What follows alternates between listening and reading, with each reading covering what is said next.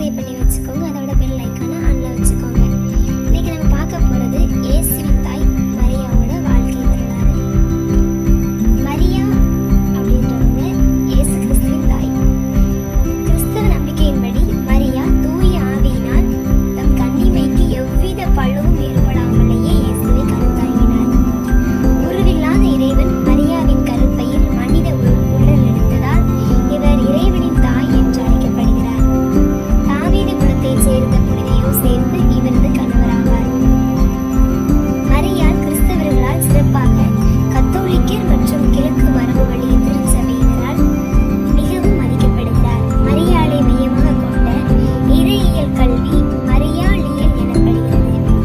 மரியாளின் பிறப்பு விழாவை கத்தோலிக்க திருச்சபை, கிழக்கு மரபு வழி திருச்சபை, ஆங்கிலிக்கன் திருச்சபை ஆகியவை செப்டம்பர் 8ஆம் தேதியில் கொண்டாடப்படுகிறது.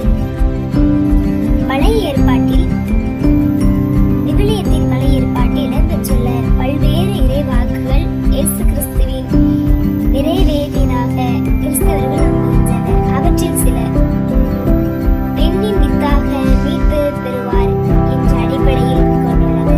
ஆதாம் ஏவாள் கதையில் இடம்பெறும் உனக்கும் பெண்ணுக்கும் உன் வித்துக்கும் அவள் வித்துக்கும் பகையை உண்டாக்குவேன், அவள் வித்து உன் தலையை காயப்படுத்தும் என்று கடவுளின் வார்த்தைகள் மரியாவையும் அவரது வித்தாக தோன்றிய இயேசுவையும் குறிக்கின்றன என்பது நம்பிக்கை.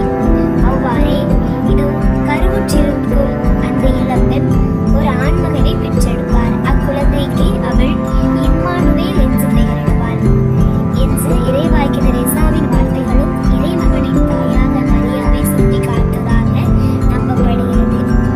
நசரேத்தில் வாழ்ந்த கன்னியான மரியா யோசேப்பு என்பவருக்கு மன ஒப்பந்தம் ஆகியிருந்தார். இந்நிலையில் அவருக்கு தோன்றிய கபிரியேல் தேவதூதர் மரியா தம் வயிற்றின் இறைமகனை கருத்தாங்கி பெற்றெடுக்க உள்ளதாக அறிவிக்கிறார். கணவரை அறியாத மரியா தன் கணவரை அறியாமல் இருக்கும்போது குழந்தை எவ்வாறு பிறக்கும் என்று கேள்வி எழுப்புகிறார். தூய ஆவியின் வல்லமையால் மரியா கரி தாங்குவார் என்று தேவதூதர் அறிவித்தார். அவரது வார்த்தையை ஏற்று சொற்படியே எனக்கு நிகழட்டும் என்று ஒப்புதல் அளித்ததால் மரியா இறைமகனை கருத்தாங்கும் பெயர் பெற்றார். இயேசுவை கருத்தாங்கிய வேளையில் மரியா கன்னியாக இருந்தார் என்றே மத்தேயு மற்றும் லூக்கா நற்செய்தியில் குறிப்பிடப்படுகின்றன. கன்னி மரியா பெத்லகேமில் இருந்தபோது இயேசு கிறிஸ்துவை பெற்றெடுத்து தீவன தொட்டியில் கிடத்தியதாக லூக்கா நற்செய்தியில் குறிப்பிடுகிறது. மரியாவும் யோசேப்பும் குழந்தைக்கு 8ஆம் நாளில் இயேசு என்று பெயரிட்டதாகவும் 40ஆம் நாளில் இயேசுவை கோவிலில் அர்ப்பணித்ததாகவும் நற்செய்திகள் எடுத்துரைக்கின்றன. குழந்தை இயேசுவை ஞானிகள் வணங்க வந்தபோது மரியா அவரை தன் கையில் வைத்திருந்ததாக மத்தேயு நற்செய்தியாளர் எழுதுகிறார். பின்னர் ஏரோதியின் சதியிலிருந்து இயேசுவை காப்பாற்றுவதற்காக மரியாவும் யோசேப்பும் அவரை எகிப்துக்கு தூக்கிச் சென்றதாகவும் காண்கிறோம்.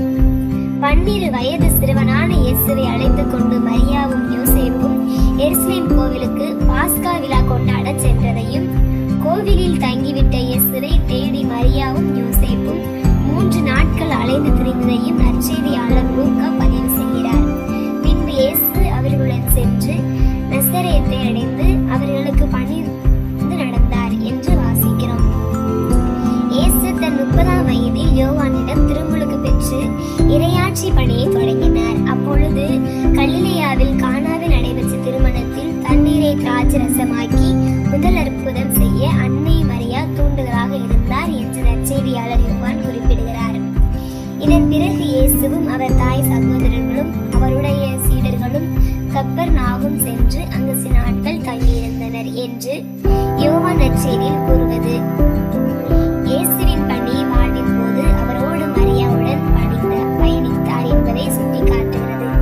மக்கள் கூட்டத்தோடு இயேசு பேசிக் கொண்டிருந்த போது அவருடைய தாய் சகோதரர்களும் வந்து அவருடன் பேச வேண்டும் என்று வெளியே நின்று கொண்டிருந்தார் என்று மத்தேயு நற்செய்தி குறிப்பிடுவதும் இதற்கு சான்றாக உள்ளது.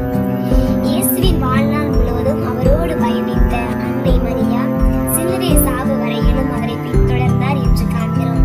சிலுவை அருகில் இயேசுவின் தாயும் தாயின் சகோதரியும் குளோபாவின் மனைவியுமான மரியாவும் மகதலா மரியாவும் நின்று கொண்டிருந்தனர். இயேசு தம் தாயின் அருகில் நின்ற தம் அன்பு சீடரையும் கண்டு தம் தாயிடம், அம்மா